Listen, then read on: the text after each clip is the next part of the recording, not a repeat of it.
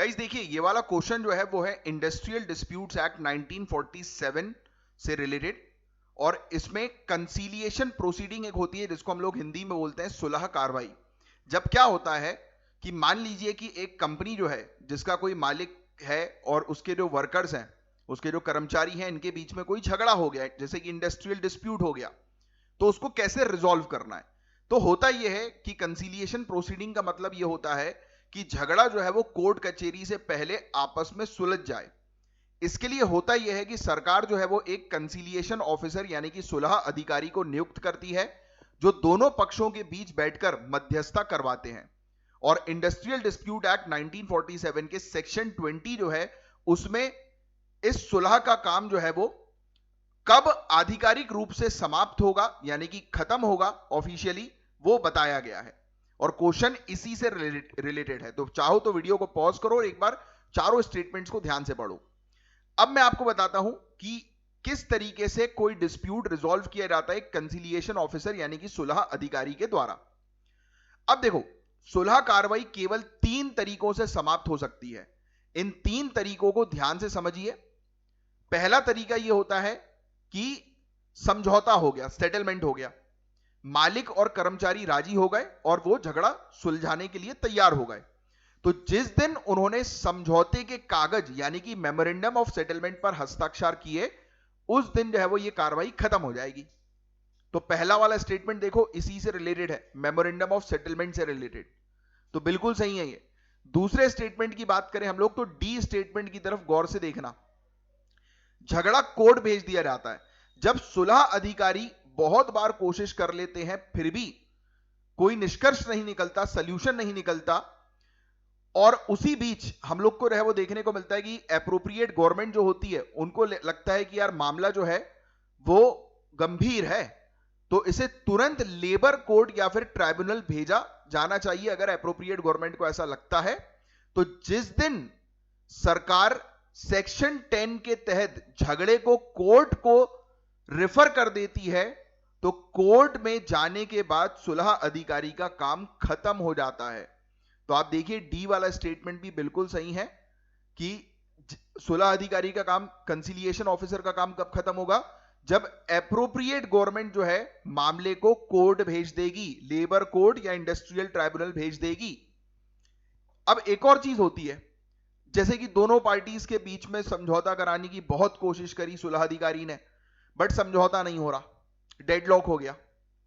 तो अधिकारी जो है वो अपनी फेलियर रिपोर्ट तैयार करते हैं और ये रिपोर्ट जो है वो एप्रोप्रिएट गवर्नमेंट को भेजी जाती है। बट ध्यान रहे, जिस दिन ये रिपोर्ट, फेलियर रिपोर्ट, विफलता रिपोर्ट सरकार को प्राप्त होती है, तो उस दिन जो है वो कंसीलिएशन ऑफिसर का काम होता है खत्म। मतलब रिपोर्ट भेजना ही सिर्फ काफी नहीं है, सरकार जिस दिन रिसीव करेगी उस दिन जो है वो कंसीलिएशन ऑफिसर का काम फाइनली खत्म होगा। तो ये स्टेटमेंट सी में लिखा हुआ है वो बिल्कुल सही है। बट आप देखेंगे स्टेटमेंट बी की तरफ, स्टेटमेंट बी गलत है गाइस, क्योंकि केवल ये बताता है कि सुलह कार्रवाई जो है वो विफलता के साथ समाप्त हुई, जो कि हालांकि सही है, बट समाप्त जो है वो कब होता है, जब सरकार रिसीव करती है ना, जो अभी मैंने आपको समझाया। भाई सरकार के पास जब फेलियर रिपोर्ट आएगी तो उस दिन कंसीलिएशन ऑफिसर का कार्य होगा समाप्त, है ना। तो ये चीज आप ध्यान में रखिएगा। देखो किस प्रकार से ट्रिकी क्वेश्चन ये था, है ना, और इस प्रकार की चीजें आपको एग्जामिनेशन में ध्यान में रखनी है बहुत अच्छे से। गाइस देखो, ईपीएफओ का एक ऐसा क्वेश्चन जो मैथमेटिक्स के थ्रू सॉल्व ही नहीं हो सकता। ट्राई करके देख लो वीडियो को पॉज करके। तो चलो सबसे पहले तो ये जो क्वेश्चन है इसको अगर आपको हल करना है तो आपको पेमेंट ऑफ बोनस एक्ट 1965 के बारे में पता होना चाहिए, जो ईपीएफओ के एग्जाम के लिए एक बहुत ही इंपॉर्टेंट क्वेश्चन है। इसमें देखो 7,000 और 21,000 की जो लिमिट्स है इसका आपको सही इस्तेमाल करना जरूरी है। तो पहला स्टेप आपको यह देखना है कि कर्मचारी बोनस पाने के लिए एलिजिबल है कि नहीं। देखना कानूनी सीमा में आपको बताता हूं, चाहो तो लिख लो। ये बोनस एक्ट जो है, ये पेमेंट ऑफ बोनस एक्ट 1965 जिसको हम लोग बोलते हैं, उसका सेक्शन 2 क्लॉज 13 इसके अनुसार ये कहता है कि बोनस के लिए जो एलिजिबिलिटी लिमिट है वो 21,000 प्रति माह है। मतलब किसी व्यक्ति को 21,000 या उससे ज्यादा सैलरी मिलती है तो उसको बोनस नहीं दिया जाएगा, कानूनी तौर पर यह कहा जाता है। अब आपके सवाल पे आते हैं, कर्मचारी की मंथली जो सैलरी है वो कितनी बताई जा रही है, 9,000 रुपए। अब उसकी सैलरी 9,000 है यानी 21,000 से कम है, इसलिए जो इस क्वेश्चन में कर्मचारी जो है उसको तो बोनस मिलेगा, है ना। तो इसमें 4 में से एक ऑप्शन आपका होने वाला है। बट ये ध्यान में आपको रखना पड़ेगा कि उसको अपनी 9,000 की एक्चुअल सैलरी पर बोनस नहीं मिलेगा। तो किस पे मिलेगा? अब यहीं पर ही ट्रिक आपको यूज करनी है, और वो तभी होगी जब आपको exactly payment of bonus act 1965 पता होगा। एक चीज तो आपको पता लग गई कि पेमेंट ऑफ बोनस एक्ट 1965 ये कहता है कि किसी की सैलरी अगर 21,000 से ज्यादा है तो उसको बोनस नहीं मिलने वाला, बट 21,000 से कम है तो बोनस मिलेगा। बट उसकी सैलरी 21,000 से मतलब कितनी है उसकी सैलरी, तो क्वेश्चन में बताया गया कि 9,000 रुपए उसको सैलरी मिलती है एक एम्प्लॉई को, है ना। तो ये 21,000 से कम है, तो हमारा जो इस क्वेश्चन का जो एम्प्लॉई है वो बोनस उसको मिलेगा, बट उसको बोनस 9,000 पे नहीं मिलेगा। यही तो ट्रिक है। बात ध्यान से समझना, बोनस एक्ट का सेक्शन 12 के अनुसार ये कहा जाता है कि बोनस के कैलकुलेशन के लिए सैलरी की जो मैक्सिमम लिमिट है वो 7,000 पर मंथ है, या सरकार के द्वारा निर्धारित जो भी होता है, बट अभी 7,000 है।